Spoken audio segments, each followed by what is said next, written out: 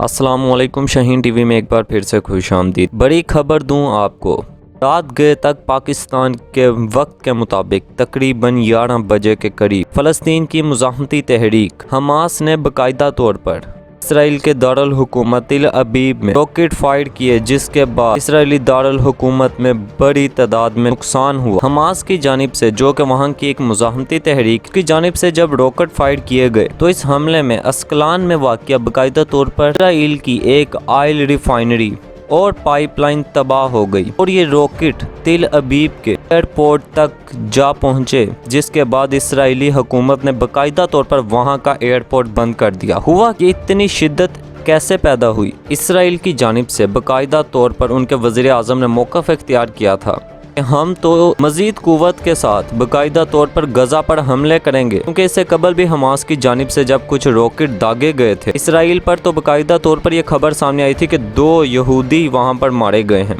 हम ये जरपों का सिलसिला जारी ही था। अब तक की इतलात के मुताबिक वहां पर ऑयल रिफाइनरी तबाह कर दी गई है, वहां का एयरपोर्ट बंद हो चुका है और इसराइली वज़ीर आज़म ने जिस तरह से के साथ ये मौक़िफ़ इख्तियार किया था कि हम मज़ीद कुव्वत के साथ हमले तेज़ करेंगे, और उन्होंने जो कहा वो करके भी दिखाया। उन्होंने बाकायदा तौर पर गज़ा पर एक वहशियाना तरीके से बमबारी की। जब वो बमबारमेंट नाज़रीन मोहतरम की गई तो 130 से ज़ायद मरतबा वहाँ पर जब हमले किए गए, कई इमारतों को जब वहाँ पर निशाना बनाया तो फ़लस्तीनियों की शहादत की तादाद 28 हो गई थी। नाज़रीन मोहतरम, मैं गुफ्तगू के सिलसिले को आगे बढ़ाऊंगा। अगर आप मेरे इस चैनल पर नए हैं तो सबसे पहले चैनल को सब्सक्राइब कर दीजिए और बेल आइकॉन के बटन को ना मत भूलिएगा। यहाँ पर आने वाली हमारी तमाम नई वीडियोस आपको मिलती रहेंगी। इसराइल ने बाकायदा तौर पर जब ऐलान किया, उनके वज़ीर आज़म ने कहा कि मैं तो बमबारी करवाऊंगा, मैं कोई नहीं रोक सकता। वैसे में 28 फ़लस्तीनी शहीद हो गए और वहाँ पर जो मुज़ाहमती तहरीक हमास है, इतलात के मुताबिक उसके 15 कमांडर्स भी मारे गए। और इस सूरत हाल में फ़लस्तीन के लोगों ने ईद की तमाम तर तकरीबात मनसूख की और जो 130 हमले वहाँ पर किए गए उनमें शहरी आबादी को निशाना बनाया गया। इसमें एक स्कूल पर भी हमला किया गया। इसके अलावा इसराइली फ़िज़ाई हमलों में मशरिकी गज़ा में एक प्लास्टिक फैक्ट्री भी थी जिसको निशाना बनाया गया। ये तबाहकारियाँ अब भी इसराइल की जानिब से जारी हैं और उनका वज़ीर आज़म डंगे की चोट पर कह रहा है कि हमें बमबारी से कोई नहीं रोक सकता, हम अपनी कार्रवाइयाँ तेज़ करके रखेंगे। हम जब दिन के टाइम इन्होंने वहाँ पर कार्रवाइयाँ की तो हमास की जानिब से बाकायदा तौर पर इसराइल के दारुल हुकूमत तिल अबीब में अब तक कई 100 रॉकेट दाग दिए गए हैं, जिसके नतीजे में उनका ऑयल रिफाइनरी सिस्टम तबाह हो चुका है और अब उनके रॉकेट बाकायदा तौर पर वहाँ इसराइल में एयरपोर्ट तक भी जहाँ पहुँचे हैं। इसके बाद सूरत हाल मज़ीद कशीदा हो गई है।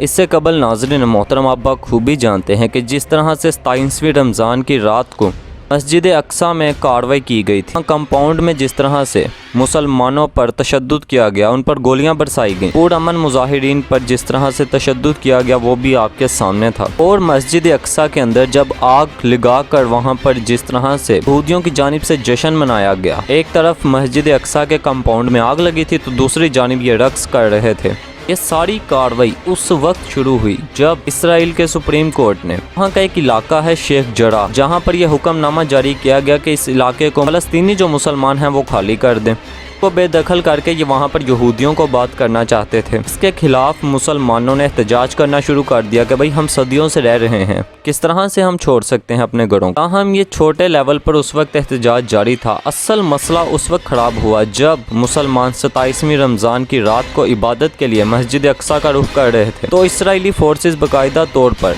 इसके लिए तैयार बैठी थी कि कब ये मस्जिदों की जानिब जाएंगे तो हम इनके खिलाफ कार्रवाई करेंगे, क्योंकि वो ऐसे मौके ढूंढते हैं। अब मैं आपको चाहता हूं कि कुछ तस्वीर दिखाऊं जिसमें आप ये देख सकते हैं आपके एक बच्चा जिस तरह से उसका वालिद इसराइल की जानिब से जो रॉकेट फायर किए गए थे उसके नतीजे में शहीद हो चुका था। इस बच्चे के दर्द को कुछ समझेगा। ये दुनिया भर के अदालती निज़ाम और जदीद जमहूरी रियासतों पर एक बहुत बड़ा सवालिया निशान है। और फिर वहाँ पर जिस तरह से एक लड़की मरियम अफीफी, जिसको जब गिरफ्तार किया गया तो उसने खुशी खुशी गिरफ्तारी दे दी, और वो भी पूरी दुनिया में उस लड़की की बहादुरी को देखकर लोग हैरान रह गए। और जब हमास की जानिब से वहाँ पर रॉकेट दागे गए थे तो इसराइली वज़ीर आज़म नेतन्याहू ने इसराइल डिफेंस फोर्सेस के सदरन कमांड का दौरा किया और मौजूदा सूरत हाल पर जब ब्रीफिंग दी गई تو انہوں نے آ کر کہا کہ آج کے اجلاس میں ہم نے یہ فیصلہ کیا ہے کہ ہم اپنے حملوں کی رفتار اور قوت کو مزید بڑھائیں گے. جو مزاحمتی تحریک ہے فلسطین کی حماس، اس کو ایسی ٹھیس پہنچائیں گے کہ جس کی اس کو توقع نہیں ہوگی. ہم ان کے اس بیان کے بعد جس طرح سے حماس کی جانب سے رات گئے تک وہاں پر بمباری کی گئی، تل ابیب جو کہ اسرائیل کا دارالحکومت ہے، وہاں پر جس طرح سے بمباری کی گئی وہ آپ کے سامنے ہے. یہ آپ تصاویر میں بھی تباہ کاریاں دیکھ سکتے ہیں. ہم یہ مسئلہ بڑا سنگین ہے. اس حوالے سے میں اب آپ کو بتاتا ہوں کہ مسلم امہ کیا کردار ہے. اس وقت 57 اسلامی ممالک ہیں.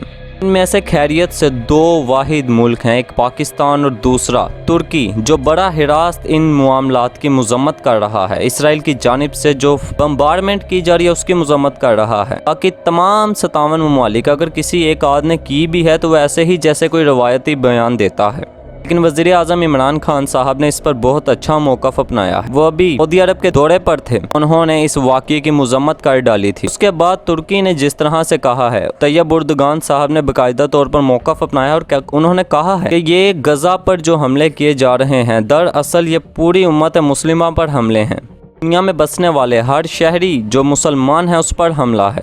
اور یہاں پر آپ کو جان کر یہ حیرانگی ہوگی، ترکی میں تو باقاعدہ طور پر اسرائیلی سفارت خانے کے باہر احتجاج بھی ہوا. ترکی کی عوام نے طیب اردگان سے یہ مطالبہ بھی کیا کہ جلد از جلد وہاں پر اسرائیل میں فوجیں بھیجی جائیں. لیکن اب آپ سوچیں، ایک اکیلا ترکی کس طرح سے اپنی اتنی فورسز وہاں پر بھیج سکتا ہے؟ تو 57 اسلامی ممالک اکٹھے ہوں، اجلاس بلائیں، اس کے بعد اس صورتحال پر تبادلہ خیال کرنے کے بعد اپنا ایک موقف بنائیں. اور دوسری جانب آپ کو یہ جان کر حیرانگی ہوگی، اب تک امام کعبہ نے اس حوالے سے کوئی بیان نہیں دیا. پاکستان کی بھی کئی پولیٹیکل پارٹیز نے اس حوالے سے ابھی تک بیان جاری نہیں کیا ہے. اکیلا عمران خان، جسے یہودی کے القابات سے نوازا جاتا تھا، اب وہ اس صورتحال کو تے ہوئے مذمت بھی کر رہا ہے. اور خاص طور پر ان ممالک پر بھی بہت زیادہ سوالیہ نشان ہے جنہوں نے حال ہی میں ابھی اسرائیل کے ساتھ سفارتی تعلقات بحال کیے ہیں. انہوں نے تو موقف اپنایا تھا کہ جناب ہم تو سفارتی تعلقات بنا ہی اس بنیاد پر رہے ہیں، اس سے فلسطینیوں کو فائدہ ہوگا. ہم مزاحمت کی بجائے کوئی بیچ والا راستہ اختیار کریں گے، لیکن اس سے فلسطینیوں کو کیا فائدہ ہوا؟ وہاں پر تو ان پر ظلم ہو رہا ہے، اب تک ہو رہا ہے، اور اب تک ان ممالک کی جانب سے کسی قسم کا بیان بھی جاری نہیں کیا گیا. لیکن عمران خان صاحب اور طیب اردگان وہاں پر اس صورتحال کو دیکھ رہے ہیں اور وہ اس کی مذمت بھی کر رہے ہیں. تاہم اب اطلاعات ہیں کہ OIC کا اجلاس بھی ہونے والا ہے. اور میں آپ کو بتاؤں، شاہین ٹی وی نے پہلے ہی بتا دیا کہ جس طرح سے UAE نے اسرائیل کے ساتھ سفارتی تعلقات بنائے ہیں وہ تو اپنے مفاد کے لیے بنائے ہیں، اس سے تو اس فلسطینیوں کو تو کوئی فائدہ نہیں ہونے والا. تاہم اگر یہ معاملہ ایسے ہی چلتا رہا تو اسی طرح ہی شہادتیں ہوتی رہیں گی. برادری کو اس وقت اپنا کردار ادا کرنے کی ضرورت ہے، خاص طور پر ان ریاستوں کو جو جدید دنیا کی جمہوری ریاستیں ہیں، جو انسانیت کے حقوق کی بات کرتی ہیں، جن کو ہر طرف ظلم ہوتا ہوا دکھائی دیتا ہے. جس طرح سے فلسطینیوں پر ظلم ہو رہا ہے، وہاں کے مسلمانوں پر جس طرح سے بمبارمنٹ کی جا رہی ہے، یہ وقت ہے انسانیت کے لیے کام کرنے کا. تاہم ناظرین محترم، حوالے سے جو بھی مزید اپڈیٹس آئیں گی وہ بھی ہم آپ کو دیتے رہیں گے. تاہم اگر آپ کو ہماری یہ ویڈیو پسند آئی ہو تو اسے لائک کیجیے گا اور شاہین ٹی وی کو ضرور سبسکرائب کیجیے گا. شکریہ.